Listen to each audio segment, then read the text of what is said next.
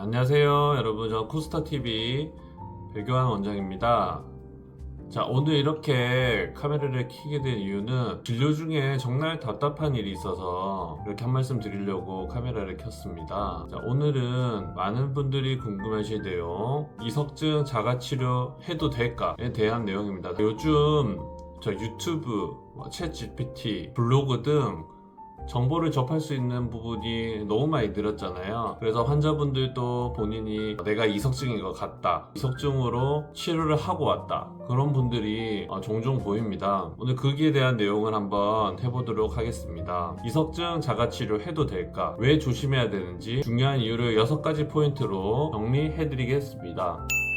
자, 1번, 진짜 이석증이 맞느냐에 대한 내용입니다. 어떤 결과가 나타나기 전에는 진단이 정확해야 됩니다. 자가치료를 하기 전 가장 먼저 정말 이석증이 맞는지 확인을 해야 되는데요. 쉬운 얘기가 아닌 경우도 상당히 많거든요. 병원에서는 이석증인지를 진단하기 위해서 정말 다양한 검사와 정말 다양한 판단이 들어가게 됩니다. 기본적으로 문진을 통해서 이석증이 맞는지 일단 유도를 하게 되고요. 신체 검진이 들어가겠죠. 신체 검진으로는 이제 고막에 대한 문제가 없는지, 눈이나 외형 문제는 없는지, 쉽게 말하면 말이 어눌해진다든지, 물이 샌다든지, 팔다리 힘이 빠진다든 그런 이제 신경학적인 증상이 없는지, 되뇌뿐만 아니라 소뇌, 뇌신경 검사도 하게 되거든요. 그런 기본적인 신경학적인 검사 및 문진을 통해서 이분이 실제로 이제 이석증이 맞는지, 뇌의 원인인지를 감별하게 됩니다. 그리고 혹시나 응급실을 내원하게 된다면 머리 CT라든지 피 검사 또는 뇌 MRI까지도 진행하는 경우도 있는데요. 제 개인적인 의견으로는 단순 어지럼증에 그런 검사까지 필요할까 하는 경우도 있지만 아주 적은 찬스에서 뇌의 원인, 뇌경색이나 소뇌경색, 뇌출혈, 종양 원인이 될 수도 있겠죠. 그런 검사를 진행을 해야 된다. 우리가 뇌가 아니더라도 귀 쪽의 원인이죠. 귀 쪽의 원인은 이제 말초성 원인이라고 하는데, 말초성 원인에도 어지럼증 원인이 아주 다양합니다. 이석증부터 시작해서 전정신경염, 메니에르, 전정편두통, 돌발성 난청 등 원인이 아주 다양한데요. 그런 것을 감별하기 위해서 저희가 진행하는 검사는 청력 검사, 그리고 어지럼증 검사 중에서도 이석증만을 감별하는 것이 아닌 중추신경계를 감별하는 검사, 좌우 신경의 밸런스를 보는 검사, 냉온 교대 검사라고 하죠. 온도를 줘서 전정신경이 어떻게 반응하는지 검사 등 다양한 검사를 진행을 해서 정확한 진단을 내리게 됩니다. 그래서 이런 결과가 생각이 되면 당연히 정확하지 않겠죠. 그래서 저와 같은 이비인후과 전문의에게 또는 신경과 전문의에게 아무 기계나 아무 검사 없이 진단을 해라, 이 또한 어려운 문제일 수 있습니다. 그런데 단순히 인터넷에 있는 정보 또는 챗GPT를 통해서 진단을 한다는 것은 상당한 위험성이 있을 수 있다, 이런 말씀 일단 먼저 드리고요. 두 번째는 진단이 이석증이 맞았다고 하더라도 이석증의 경우에도 아주 다양한 케이스가 존재합니다. 이석증도 지금 보여드리는 이런 해부학적 구조에서 보시면 알 수 있듯이 총 6개의 방골이관이 존재하게 됩니다. 그래서 그 방골이관에 어디에 방골이관이 빠졌는지, 오른쪽인지 왼쪽인지, 그것을 감별하는 것이 또 중요한 포인트가 되거든요. 이석증은 어느 방골이관에 문제가 있는지에 문제가 있는 방향이 매우 중요한 질환입니다. 거기에 따른 치료가 180도가 달라지고요. 또 그 6가지 경우 내에서도 붙어 있는지 빠져 있는지, 단환인지 장환 쪽인지에 따라서도 많이 달라질 수 있는 문제예요. 그래서 병원에서는 그것을 정밀하게 보기 위해서 비디오 완지, 프렌젤 검사 등 정밀하게 검사를 하게 됩니다. 근데 그런 정밀한 검사 내에서도 여러 고리에 빠져 있는 경우라든지, 치료 중 또는 검사 중에 방향이 바뀌는 경우라든지, 그런 변수가 다양한 질환이기 때문에 자가치료 또는 자가검진으로는 정확한 방향을 알기가 정말 어렵다 말씀드리고 싶습니다.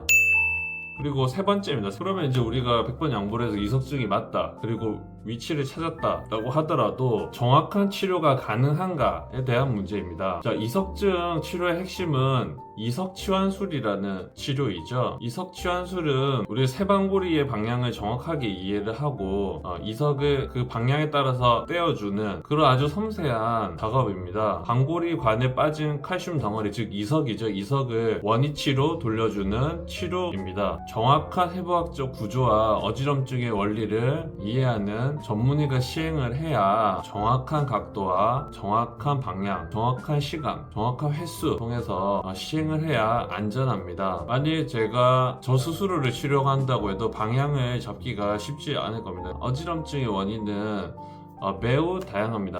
중추성, 말초성, 일단 크게 나눠지고 되고요.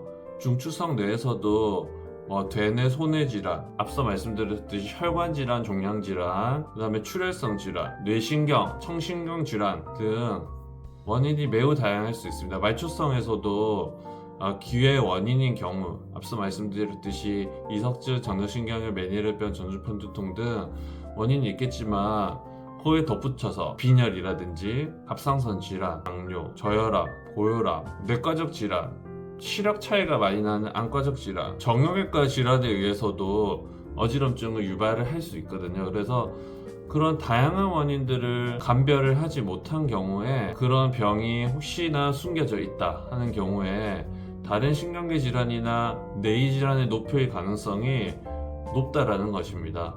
그래서 결과적으로 정확한 원인을 찾지 못하고 정확한 원인을 놓쳐서 병이 더 악화될 가능성이 있다라는 점 말씀드립니다. 오늘 영상의 핵심되는 부분이라고 할 수 있는데요. PPPD라는 질환이 있습니다. PPPD라는 질환은 지속성 체위성 지각 어지럼증이라고 하는 부분이에요. 어떠한 어지럼증의 원인이 발생한 이후에 적절하게 치료가 되지 않는 경우에는 증상이 만성화되고 쉽게 낫지 않는 그런 질환을 저희가 PPPD라고 부르게 되는데요. PPPD는 만성적인 주관적인 현기증이 아주 공포를 가져온다든지 자세에 따라서 현기증이 발생하는 그런 모든 질환을 통합하는 증후군으로 정의되어 있습니다. 국제질병통계분류상에서 지속적인 비현기증성 현기증, 불안정함 등을 3개월 이상 지속되고 3개월 이상 호소하는 그런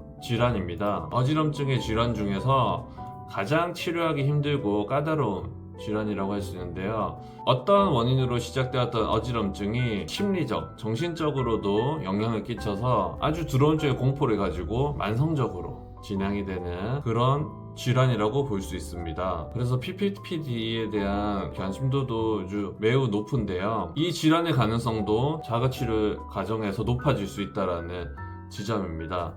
잘못된 방향으로 반복 치료를 하게 되면 적절하게 치료를 되지 못하면서 증상이 만성화되어 주관적 어지럼증, 즉 PPPD로 진행이 될 수 있다라는 그런 말씀입니다. 그래서 특히 연구에 따르면 PPPD 환자의 약 40%는 적절하게 치료받지 못한 이석증의 원인이다 라고 하는 보고도 있거든요. 그만큼 이석증이 만성화되는 그런 주요한 원인을 제거를 하기 위해서도 빠르고 적절한 치료가 필요하다, 그런 말씀을 꼭 오늘 전해드리고 싶습니다. 자, 결론으로 국내는 사실 타 국가에 비해서 병원 접근성이 좋고 우수한 의료진과 의료기기를 많이 보유하고 있는 국가입니다. 그래서 어지럼증에서는 정확한 진단과 방향 확인이 가장 중요하기 때문에 먼저 자가치료를 하지 않는 것을 권고를 드리고요. 혹시 자가치료를 시도를 하더라도 반드시 먼저 정확한 진단과 전문의 상담 이후에 진행하시기를 권장을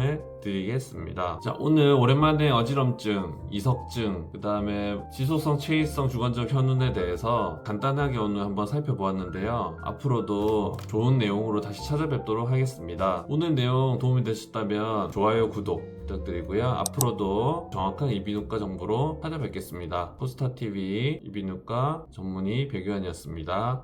감사합니다.